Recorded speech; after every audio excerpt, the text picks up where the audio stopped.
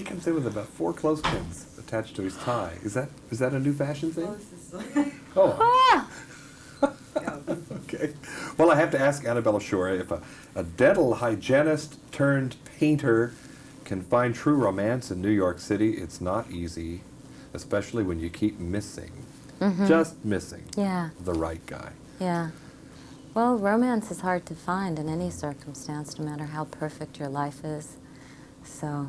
Is it unusual, a plot like this, though, where, and it's not revealing too much, it's very clear how it's going to be, you just aren't, where the two lovers aren't going to connect for a long time at least.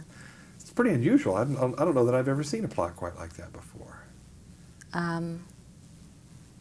Midsummer's Night Dream?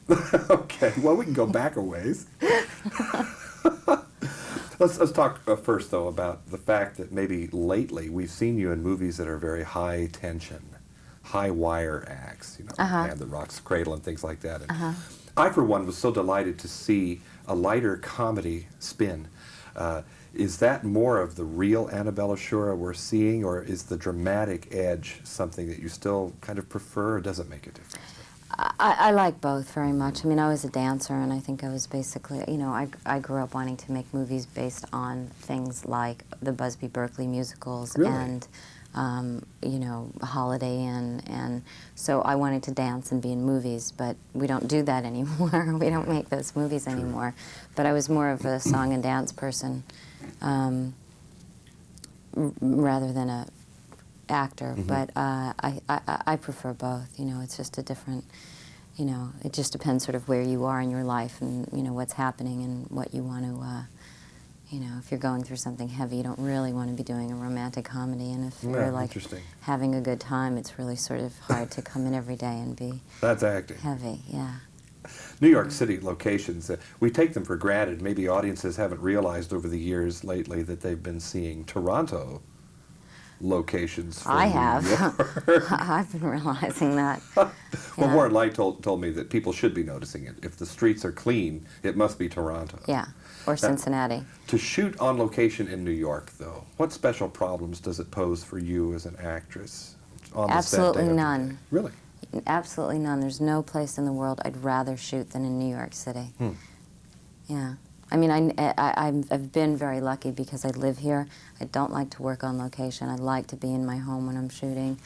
And at this point, after seven films that I've shot in New York, know a lot of people, you know, and it's very comforting to me to look over and see, you know, Tommy Prate, who's, you know, a brilliant craftsman and part of the crew on about 4 movies that I've done, and look over and see crew members and know that I know them and they know me, and that we're friends and that we've been working together for a while. It makes me feel very comfortable, and there's also the fact that New York Teamsters are like the best. So I miss them when I go away. Well, I was going to say, can a busy actress anymore be a New Yorker or an Angelino or any other city's citizen, because you are on the go? And can you claim a city anymore, I wonder?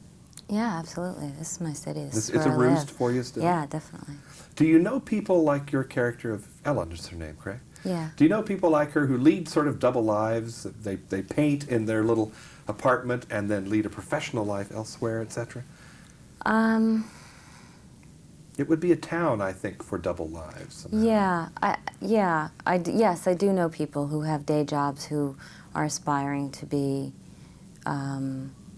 directors or are directors or are painters and aren't sort of really making that crossover yet, so they still have this other life that they're living. Finally, from Kansas City, I suppose if we can boast about anything, it's that it's not difficult to find space.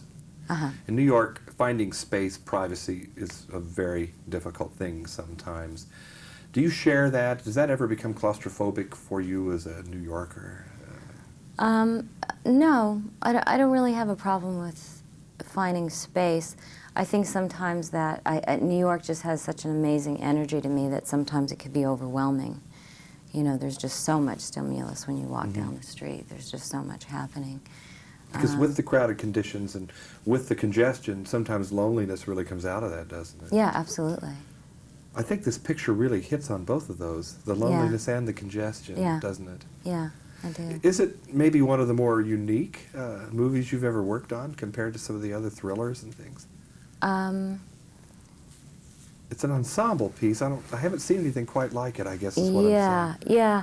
I think that the only two sort of really conventional movies I did was I've done was Whispers in the Dark and The Hand That Rocks the Cradle, and everything else I've seemed to have been involved with has been a little off, you know, the normal track.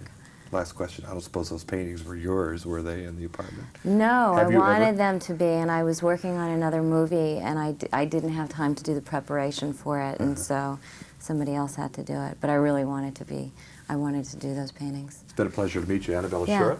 The Night We Never Met is the name of the picture. We met today. I'm John Tibbetts in New York City for KCTV5. Thank you. Thank you.